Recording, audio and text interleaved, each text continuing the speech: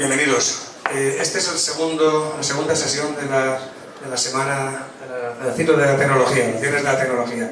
Yo creo que la semana pasada, la verdad que a mí me gustó mucho el tema del cable, ¿no? La fibra, y yo creo que hoy promete, lo que Ricardo nos ha anticipado, yo creo que promete ser interesantísima. Yo de verdad tengo ilusión en que aprendamos aquí un montón de cosas que luego llegamos a poner en práctica en casa, ¿no?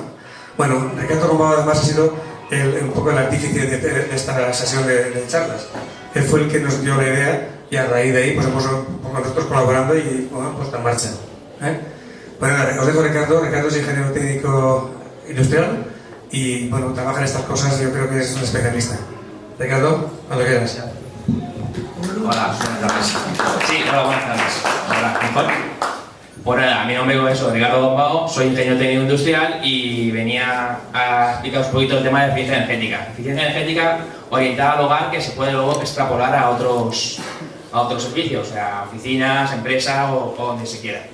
La eficiencia energética, no sé qué entendéis cada uno por eficiencia energética. La eficiencia energética de la charla de hoy va a estar orientada más bien en el tema del consumo eléctrico, porque podemos tener una eficiencia energética referente a lo que es el envolvente de la vivienda, puede ser eficiencia energética en cualquier otro recurso que podamos encontrarnos. Pero hoy vamos a orientarnos sobre todo a la eficiencia energética en el consumo eléctrico que tenemos todos en los hogares. Y con la incipiente subida que tenemos desde 2007 ahora de precios, creo que puede ser interesante para todos. En el tema del ahorro energético en lo que es la vivienda, todo el mundo tenemos que tener seguro que tenemos en nuestra casa, conocer la instalación, luego conocer nuestro consumo. ¿Todo el mundo sabe cuánto consume en su casa? ¿No? ¿Cuánto pagamos? ¿Cuánto pagáis? Sí. Y su consumo más o menos viene una vez cada mes o cada 2 meses.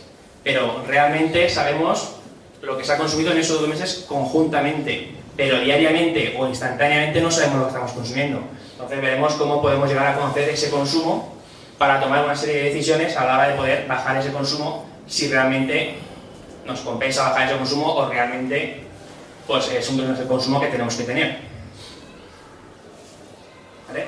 A la hora de conocer la instalación, ya sé que muchos no conoceréis, directamente pues esto es una vivienda, la entrada siempre la tenemos por la cometida, tenemos el cuadro eléctrico, de ahí ya tenemos todos los circuitos que van saliendo a cocina, van saliendo a tomas de corriente, alumbrado, etc. Dependiendo del tipo de vivienda que seamos, o depende del tipo de instalaciones que tenga la vivienda, se pueden englobar en dos categorías, es decir, electrificación básica o electrificación elevada. Esta electrificación es a partir del reglamento del 2002. Anteriormente había 3, una básica, media y elevada, pero en el 2002 se simplificó a 2. Y claro, son 2 guías para tener lo que es el esquema eléctrico, lo que es el diseño en este esquema eléctrico en una vivienda, que siempre es modificable y ampliable por parte del usuario.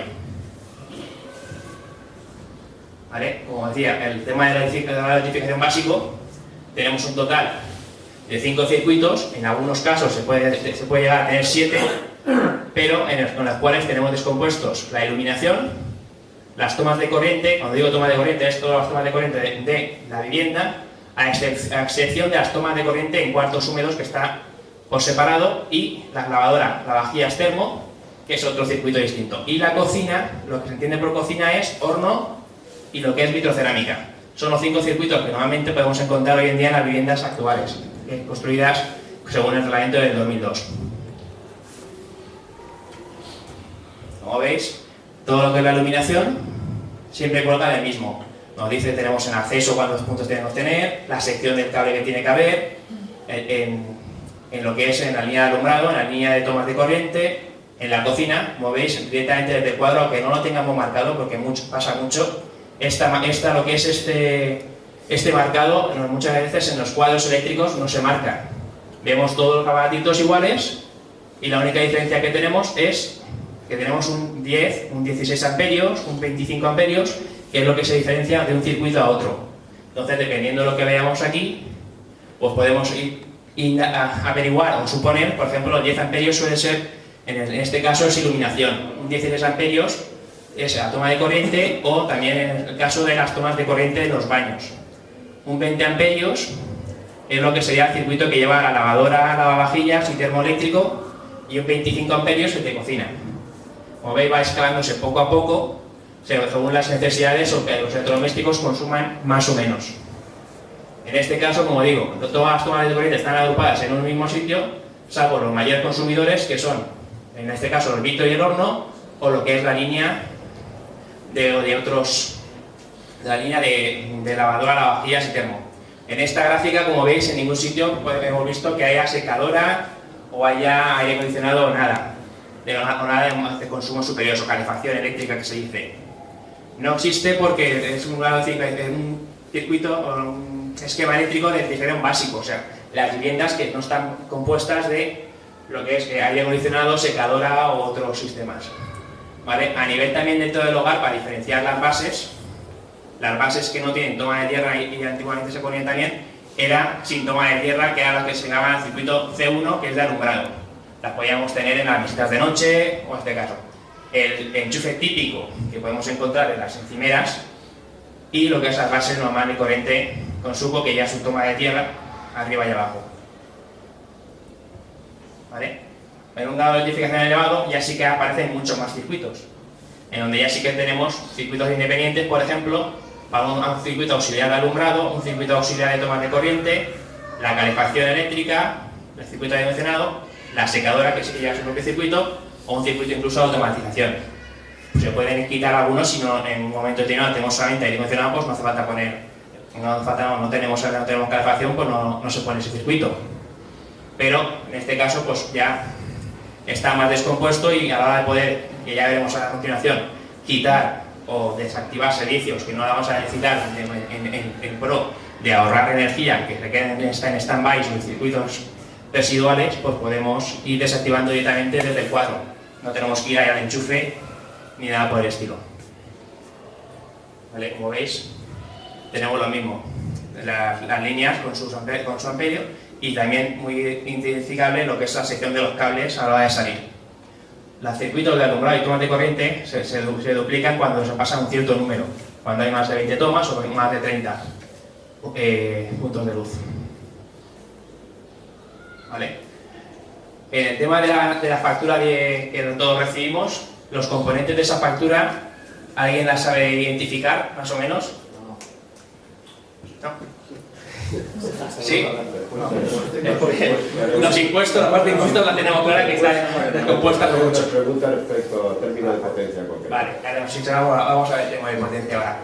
¿Vale? Los componentes son los componentes de precio de la energía que pagamos, son el término de potencia, que es una parte fija, y el término de energía, que es una parte variable.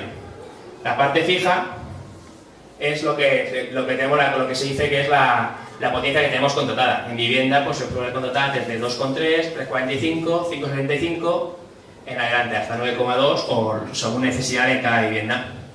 Con lo cual, pues eso, muchas veces no se tiene clara la diferencia, y es fundamental esta diferencia. ¿Vale? En una factura eléctrica se tienen en cuenta dos elementos diferenciados: la potencia facturada y la energía facturada. La potencia es lo que tenemos contratado, y aquí, en este caso, se multiplica por el número de días, que es la factura, por el término de potencia que marca el Estado cada 3 meses. Este término de potencia, en lo que lleva en los últimos 7 años, se ha multiplicado por 2. Entonces, confundirse o tener contratada mayor potencia de la que necesitamos, a veces pagas muchísimo más sin tener que tener tal. Y aquí en la parte de energía es lo que es realmente lo que realmente estamos gastando en la vivienda, por el precio que también se marca, el precio del kilovatio hora. ¿Vale? Una diferencia para tenerlo más claro: la potencia es un valor de consumo instantáneo, que sería, puede ser en el tema de los coches, la velocidad. Un coche puede correr más si tiene más potencia. Y en el tema de la energía es un valor de consumo acumulado. Y en los coches que tenemos, ese consumo acumulado es el odómetro, el contador de distancia recorrida.